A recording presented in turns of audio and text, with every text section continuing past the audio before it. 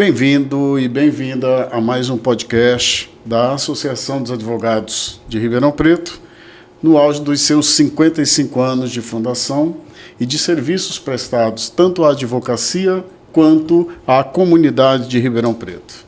Hoje, a ARP se sente lisonjeada, honrada em receber o Dr. Vanderlei Cache Filho, é advogado, especialista em Direitos Humanos pela Universidade Federal de Goiás, ex-presidente da Comissão de Direitos Humanos da OAB de Ribeirão Preto, ex-membro da Comissão Estatal de Direitos Humanos do Estado de São Paulo. Junto com Vanderlei, estamos recebendo André Molinari, atualmente diretor das edições Manuel Lisboa, em São Paulo. A vocês, nossos agradecimentos e sejam muito bem-vindos. É notório que em discussão está em nossa comunidade a ocupação do conhecido Lar Santana. Lá, os ocupantes estão querendo instalar o Memorial da Resistência à Madre Maurina Borges, né? Bem como também ali ser a sede do recém-criado Instituto Memória Amaral Vaz Meloni. A destruição e o abandono de bens históricos e culturais pode levar à perda da memória e da identidade de um povo. Fazendo uma visita pessoal, é flagrante, né, o interesse do município em ver sepultada a memória daqueles que bravamente lutaram durante os 21 anos do regime totalitário, do nefasto golpe militar no nosso país. E não há, até o presente momento, nenhum interesse em preservar aquela memória viva que circula nas paredes do conhecido Lar, né, Santana. Vanderlei, o que se objetiva efetivamente com essa ocupação do lar e lá fazer instaurar essa memória da Madre Teresa ou da Madre Maurina Borges? O que motivou tanto os movimentos sociais, culturais e entidades partidárias levando esse pessoal a ocupar aquele espaço do Lar Santana? Juarez, muito obrigado pelo convite. Obrigado a todos os meus amigos, advogados da Associação dos Advogados de Ribeirão Preto, da qual você é ilustríssimo membro. Essa decisão, Juarez, ela não veio do nada. Há mais de 3 meses se discutiu Lar Santana em reuniões periódicas em outro lugar de memória de Ribeirão Preto, que é a UGT, o antigo prédio da UGT, ali na José Bonifácio 59. Membros de diversos setores discutiam a situação, levantavam o Estado, levantavam documentação, levantavam a situação real. Existe um inquérito civil no Ministério Público a respeito disso. Então, ali há um relatório gigantesco mostrando o absurdo, né, e do que acontece naquele espaço. E ante toda essa realidade que estava batendo, sendo jogada na cara de todo mundo, parte desse grupo,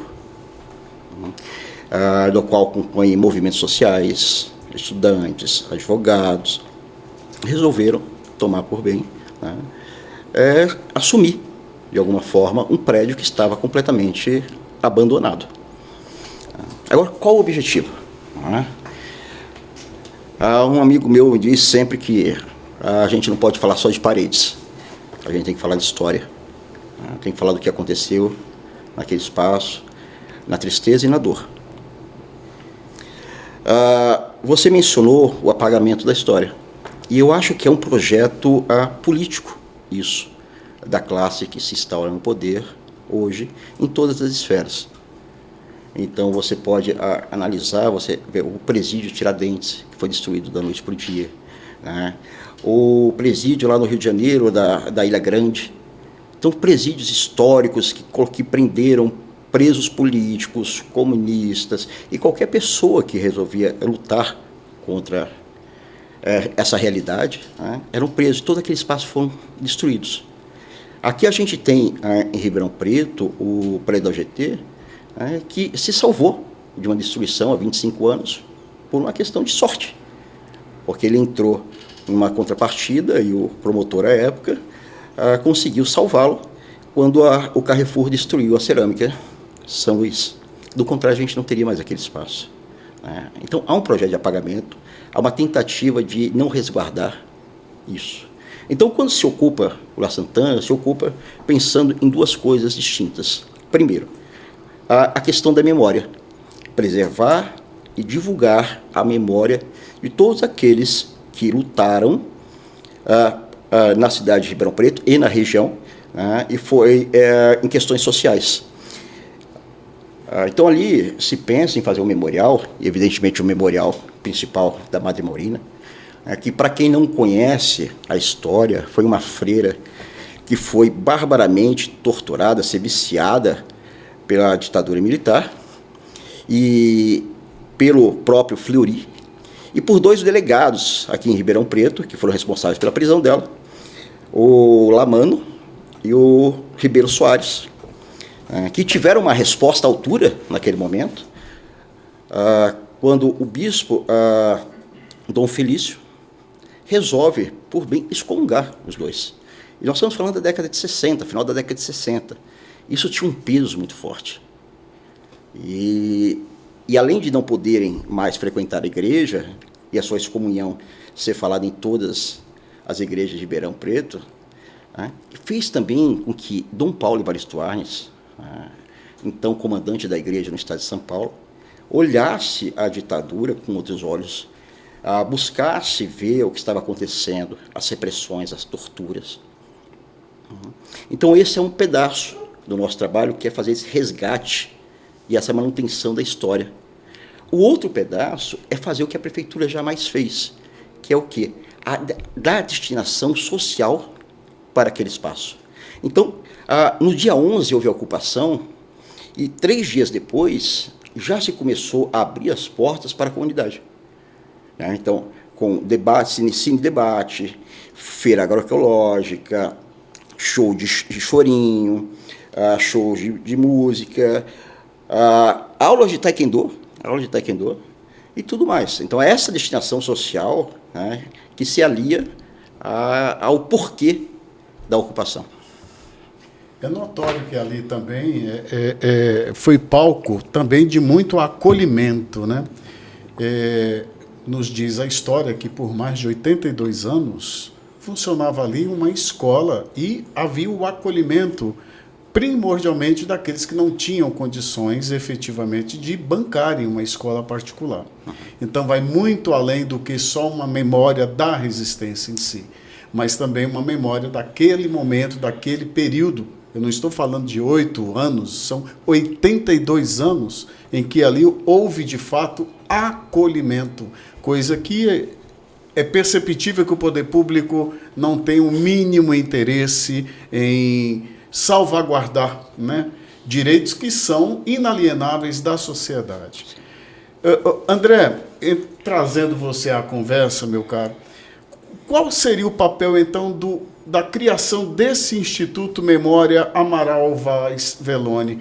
O que poderia agregar a mais dentro desse projeto dito aqui pelo nosso querido Cache, para que se coloque em prática e em funcionalidade aquele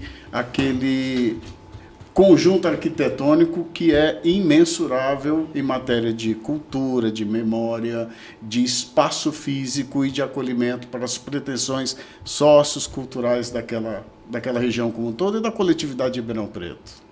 Boa tarde, Juarez. Agradecer o convite. Olha, primeiro até uma curiosidade, porque a Madre Maurina, ela mesmo coloca isso nos depoimentos dela, de que ela acha que um outro elemento que contribuiu com a prisão dela, além dela ter a relação com o MES e com a FAUNE, foi o fato de quando ela assumiu a direção do orfanato do La Santana, que na época a Vila Tibério era um bairro operário periférico, como era uma parte do Campos Elíseos e alguns outros bairros da cidade, ela verificou que das 100 crianças que tinha lá, mais ou menos, umas 15 eram de famílias abastadas. de mães solteiras, mas que tinham ótimas condições financeiras, e largavam as crianças lá em regime de semi-internato para buscar só no final de semana. E uma das primeiras coisas que a Madre fez quando assumiu a direção do orfanato foi reunir com essas mães e falar que essas crianças não estariam mais ali, que elas estavam tomando vaga de crianças pobres que realmente precisavam. Então, até assim, e a Madre Maurina fala que isso foi, na consciência dela, isso contribuiu para a prisão dela. Foi uma das coisas que indignou a elite ribeirão-pretana. O processo de fundação do Instituto dialoga com a necessidade de resgatar, de fazer um resgate ativo da memória e das trajetórias de luta do interior de São Paulo e principalmente da região de Ribeirão Preto.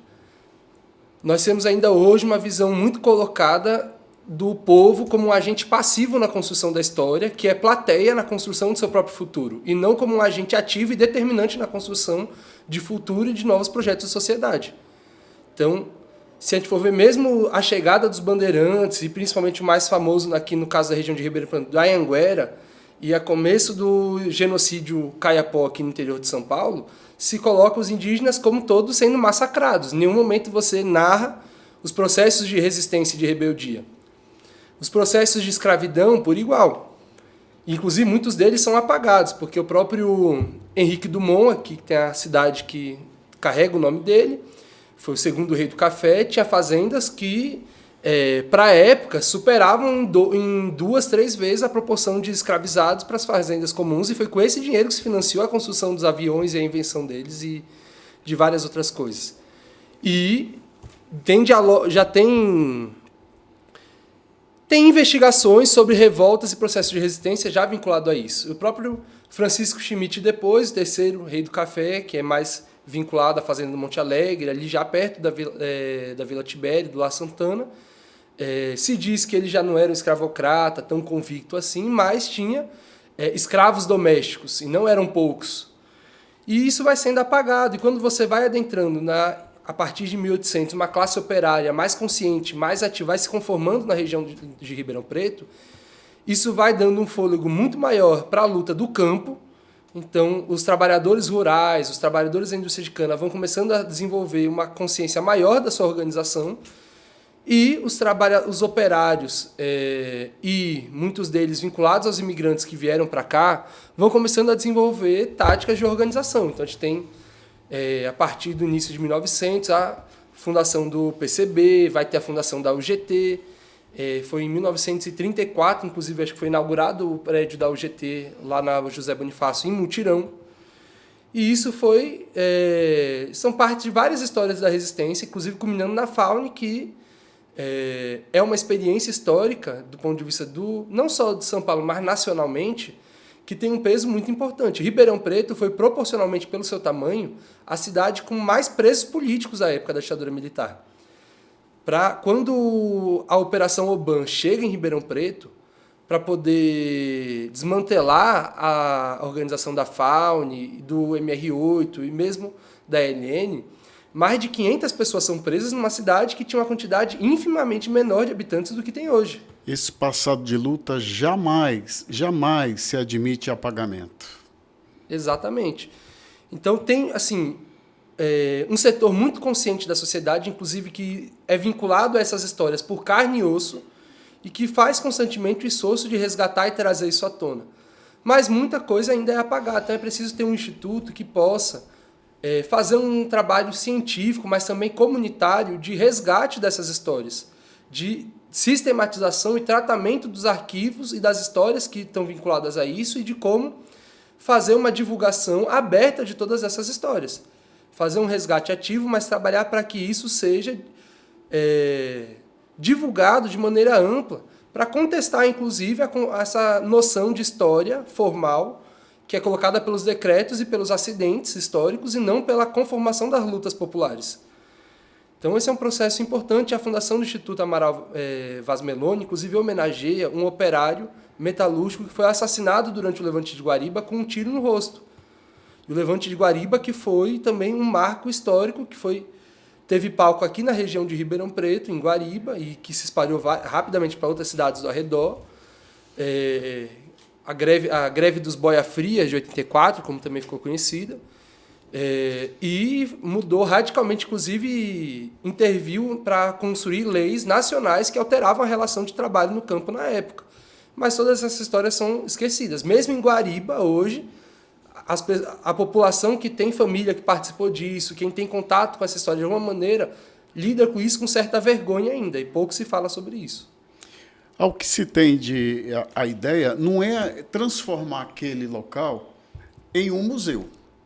É algo que transcende a questão somente de colocar-se ali peças que lembrem ou que façam relembrar a história, né? Vai muito além disso. Como é que a gente pode deixar mais claro a quem está nos acompanhando nesse podcast qual a ideia de todos que estão ali ocupando aquele espaço, buscando ali vamos dizer assim, trazer vida àquele espaço, que é um espaço maravilhoso e ocioso, enquanto a sociedade está aí à mercê, né, de políticas públicas voltadas para esse cunho educacional, porque, como você falou, não foi só a apresentação musical, tivemos sarais, tivemos palestras, tivemos lá a participação da sociedade como um todo. Como é que a gente pode sensibilizar a coletividade de Ribeirão Preto de manter viva essa memória ali naquele local, Vanderlei? Eu acho que o caminho, Juarez, e todos concordarão, é absorvendo, e as pessoas e a sociedade civil de Ribeirão Preto também entrando na coordenação desse espaço. Sem isso, evidentemente, que não vamos ter êxito no esperado. As pessoas, às vezes, não têm dimensão do tamanho daquilo. Nós estamos falando de um imóvel com 82 cômodos. Tudo o que está acontecendo, por enquanto, está acontecendo ou no pátio ou na frente do La Santana. Dentro do La Santana, mas na frente do La Santana. Ainda não se foi ocupado as salas de aula, os quartos. Nada daqui foi usado. Nós tivemos outro dia uma visita do diretor da Faculdade de Música de Ribeirão Preto, que ele ficou impressionado. Ele olhava e dizia, poxa, cada cômodo desse poderia ter uma aula, uma sala de aula, um grupo de música. E isso, tem espaço para tudo acontecer ao mesmo tempo ali. Entende? Não precisa competir por espaço. Espaço se tem. O que se falta é que a comunidade de Ribeirão Preto, a comunidade artística, cultural de Ribeirão Preto, comece a assumir aquele espaço junto com os movimentos sociais que provocaram a ocupação. É esse o nosso intuito. Evidentemente que a parte da memória, sim, nós vamos fazer uma parte da memória, mas tem espaço ali para um pequeno museu e para tudo mais. As pessoas às vezes não entendem isso. Quando nós fizemos a primeira assembleia, no dia 11 mesmo, as pessoas vinham assim, mas transformar esse espaço todo no museu. Não. A não ser que nós tivéssemos a intenção de fundar uma nova filial do Hermitage ou do Louvre, do contrário, aquele espaço jamais seria ocupado por um museu. E que data emblemática, né, Gachi? Dia 11 de agosto, né? Dia da Justiça, Dia do Advogado. E Dia do Estudante. E Dia do Estudante. Entende? Não foi à toa. E é essa a ideia. Então, o que nós estamos fazendo de trabalho todo dia é entrar em contato com a sociedade, com esses grupos culturais, para ocuparem o espaço. Essa é a intenção. Porque sem a participação da população Ribeirão Preto de forma ativa, nós não conseguiremos consolidar aquele espaço. E aquele espaço precisa voltar para a comunidade. É isso que nós esperamos. E, nesse sentido, uma vez consolidado o Instituto, André, como é que a gente poderia trabalhar nesta sensibilização da sociedade, trazendo-a, porque aí compreendemos toda e qualquer facção, seja educacional, né, musical, literado, ou seja, como é que eu vou poder trazer, em que ponto o Instituto, devidamente instalado, né, concretizado, ele pode chamar a sociedade para esse mutirão de reativação daquele espaço? Olha, a primeira tarefa que o Instituto está agora se dispondo realmente é construir a primeira exposição no memorial que possa fazer esse resgate dessas trajetórias históricas de luta, principalmente da região de Ribeirão Preto.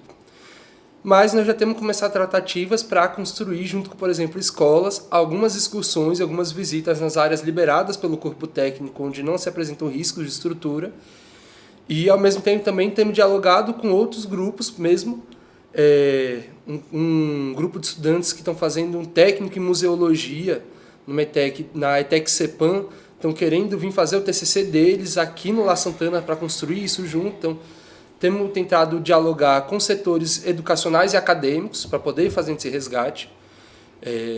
E acho que essa é a parte importante, não só para poder servir como espaço de educação ativa, com excursões, oficinas, palestras, e até mesmo servindo como objeto e palco para pesquisas, mas também dialogando do ponto de vista da cultura, e essa é uma questão importante, porque a cultura também é a manifestação da sensibilidade da história.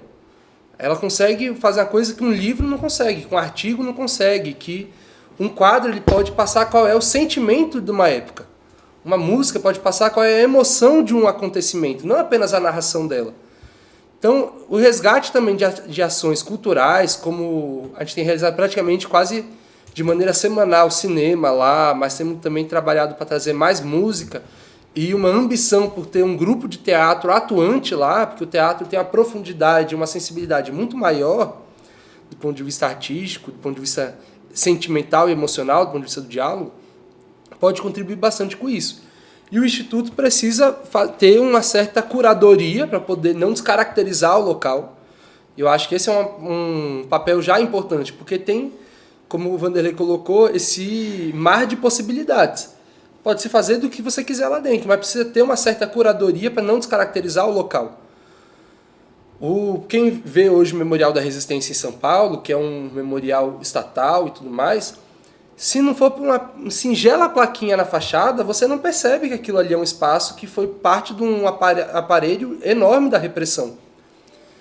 E mais ainda, colocando essa questão da caracterização do espaço, o La Santana tem uma coisa diferente de todos os memoriais e estruturas vinculadas ao período da ditadura, que hoje se tornaram museus, centros culturais, memoriais, etc. Porque o La Santana não fazia parte do aparelho de repressão. Todos os memoriais, todos os espaços de debate sobre a ditadura militar hoje, que tem no Brasil funcionando, faziam parte do aparelho de repressão. Era doicode, DOPS, prisão e tudo mais. E o La Santana não. O La Santana ele fazia parte do aparato de resistência da época da ditadura, de acolhimento e de resistência, de solidariedade comunitária. Então, tem um esforço muito importante do Instituto de poder resgatar cada vez mais detalhes. Estamos trabalhando até para fazer entrevistas com ex-alunas do orfanato, para poder trabalhar continuamente para manter a caracterização do espaço. Não esquecer, não apagar aquilo. Inclusive, não apagar o próprio abandono do poder público. Nós estamos debatendo se a gente vai querer pintar as paredes ou não. Se a gente vai querer arrumar tudo mesmo ou não. Porque, primeiro, do ponto de vista técnico e financeiro, um restauro responsável seria muito custoso e muito difícil de fazer. Mas, além disso, apagaria essa trajetória de mais de 10 anos de abandono do poder público em relação a esse prédio muito importante. E enfraquece a luta para poder revitalizar também o Museu do Café. Enfraquece a luta para poder dar destinação consequente para o Hotel Brasil, para o Casarão da Antártida, para vários outros espaços fundamentais da cidade que estão abandonados. Então, o Instituto Memória ele pode atuar de maneira a poder congregar todas essas atividades e ações numa linha única de ação com um objetivo claro, que é de não apagar os acontecimentos históricos da cidade para que seja conveniente manter uma dominação mais velada. De fazer um esforço de escancarar realmente qual é a história de Ribeirão Preto, de não fazer uma história bonitinha, de livros didáticos, de cartilha, para as pessoas dormirem tranquilamente, enquanto nós temos uma biblioteca, a principal biblioteca da cidade, que homenageia uma senhora de escravos. Assim, tinha uma biblioteca chamada Sinhá Junqueira, é um absurdo histórico tão grande, mas é uma... Mais até do que um apagamento, existe uma retirada da sensibilidade histórica do povo, de perceber a proximidade e as vivências com esses acontecimentos. Então não pode ser só um centro cultural, não pode ser vulgarmente um SESC comunitário. Tem que ser um espaço de resistência e construção popular ativo no resgate da memória. A academia não quer saber de resgatar essas memórias, o poder público não quer saber de resgatar essas memórias, há quem queira. Não é só uma questão de resgatar a memória, eu complementaria no sentido de reativar a memória, deixar ela sempre ativa, né? E por falar em memória, me veio aqui, o Cacho, a história daquele porão, que eu faço questão de ir lá para conhecê-lo de perto, mas ali ele tem um papel crucial para esse movimento de resistência de Ribeirão Preto, né? Nesse passado glorioso de luta de Ribeirão Preto, que a gente não pode possibilitar o apagamento. Ali funcionava o berro. Você pode contar rapidamente para nós como é que operava ali, pelo que se levantou, como é que funcionava ali o berro? Aquele espaço foi conseguido, né, por meio de pessoas ligadas ao MEG, e o MEG é um movimento de estudantes que lutavam contra a ditadura, mas que haviam, de alguma forma, uma ligação com a igreja. Então, pessoas que faziam parte dali frequentavam as rodas da Igreja Católica, e foi assim que um camarada da época, que eu não vou mencionar o nome, não sei, por uma questão de respeito, não conversamos com ele, ele entrou em contato com a madre, né, e perguntou se podia ser usado o porão. E ali os estudantes se revezavam, né, escrevendo textos e imprimindo, né, num pequeno mimeógrafo, um jornalzinho chamado Berro. E eu chamo de jornalzinho porque é impressionante como folhas impressas e mal impressas, né, podiam causar tanto ódio à ditadura. Proporcionalmente, Cacho, pelo que está se constatando na tua narrativa, o berro funcionou como pasquim aqui em Ribeirão Preto, né? Sim, e talvez até de forma muito mais radical, porque realmente apontava todas as barbaridades da ditadura, mas não só a questão da repressão, mas levantava os pontos econômicos que a ditadura trazia. Então, a abertura, quando a primeira coisa que acontece pós-64 é a revogação das leis de remessa de lucro. Né? Um dos motivos pelo qual o golpe vem é para abrir de toda forma possível, né, para que as empresas transnacionais viessem para o Brasil e pudessem mandar todos os lucros e dividendos seus para a sua matriz. Começa por aí. Né? Então, todos esses pontos econômicos que aconteceu durante a ditadura eram também escritos ali. Não era só a narrativa da repressão. Porque muitas vezes a gente cai e fica simplesmente olhando a ditadura como o movimento da repressão. Sim, é o movimento da repressão, mas também é o movimento do capital, é o movimento do neoliberalismo. Né? É tudo isso. Foi um golpe promovido pelo capital, um capital nacional e transnacional, capital internacional. É isso que tem que deixar claro. Então, o berro cumpria essa função. Além de denunciar os crimes da ditadura, denunciava todos os aspectos políticos e sociais que aconteceram e estavam acontecendo ali naquele período. Tocando a ferida, você estaria, evidentemente, desencadeando essa ira, né? Todo esse sentimento odioso, né? Belicoso e não beliscoso, como ultimamente tem se observado. André, como é que a sociedade pode participar e auxiliar o Instituto nesse empreendimento fantástico que vocês estão almejando para sacudir de vez Ribeirão Preto? Olha, primeiro, do ponto de vista político em geral, todo mundo tem que ir lá conhecer. Porque é uma outra coisa. Quando você conhece a história e você vai vendo, caminhando por aquele prédio, isso vai te ajudando a te remeter e vai materializando a história para as pessoas. Isso ajuda elas a se inserirem na história, não como observadores externos, mas como participantes dela. E que eles possam ajudar a construir as próprias atividades lá. Que eles participem dos cinemas, participem das atividades, participem dos mutirões de voluntários. Nosso principal desafio agora é conseguir fazer a revitalização de um conjunto de salas da entrada do primeiro bloco no térreo, para justamente criar uma série de salas multifuncionais para oficinas, palestras, ensaios de música e etc.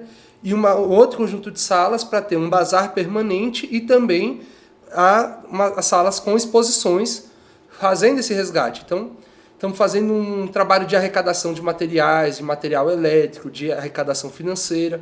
E precisamos sempre de mais pessoas que se envolvam ativamente na construção desse processo. Seja para poder participar, para irem e sentirem, participarem daquilo, seja para poder, tal como a gente tomou no primeiro momento, nas próprias mãos o destino do espaço. Não ficar esperando para ver o que vai acontecer. Existe um costume muito grande da gente ficar, na sociedade, de ficar esperando as coisas acontecerem ainda. E a verdade é que a gente ocupou o Lar Santana também como ato de denúncia, para chamar a atenção de que o poder público deixa de fazer aquilo que é sua obrigação, faz apenas aquilo que é conivente para eles fazerem, não tem critério de lei nenhuma para a aplicação dos recursos e da atenção do poder público hoje no Brasil. E é muito triste quando se visita hoje aquela estrutura fantástica e constatar-se esse abandono literal por parte do poder público, né? Banheiros que foram totalmente depredados, enfim, e quando se teria uma obrigação institucional de não só de acompanhar, mas de fazer a fiscalização e a segurança daquele patrimônio, que é um patrimônio de Ribeirão Preto, da coletividade de Ribeirão Preto, que jamais poderia ser jogada ao descaso, como se observou. E de certa forma, está lá, escrito em cada parede, esse abandono. É triste ver que Ribeirão Preto, ela, por mais que há pouco tempo era conhecida como capital da cultura, ou tem até hoje essa cultura de apagamento, né? A quem interessa, a rigor, né? Como é que eu posso, Vanderlei, monitorar as visitações? Como é que o cidadão pode conhecer essa estrutura de perto, ter contato com aquilo, com a pretensão daqueles que lá, no momento, estão pacificamente ocupando aquele espaço? Como é que ele pode contribuir, seja financeiramente, ou através de um voluntariado físico, fazendo ali a limpeza do espaço? Como é que ele pode... basta chegar lá, se apresentar? Como é que vocês organizaram isso? Se as pessoas quiserem chegar lá, podem chegar e serão bem recebidas. Estamos precisando realmente de muita ajuda.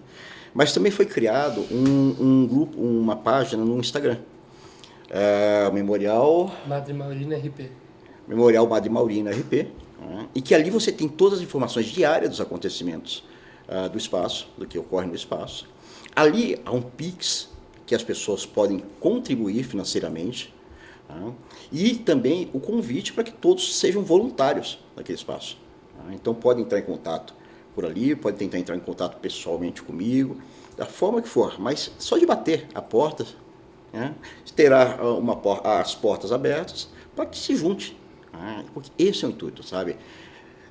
Juarez, é devolver um espaço que nós pagamos, você, eu e todos que nos ouvem neste momento e em momentos futuros, a quem pagou.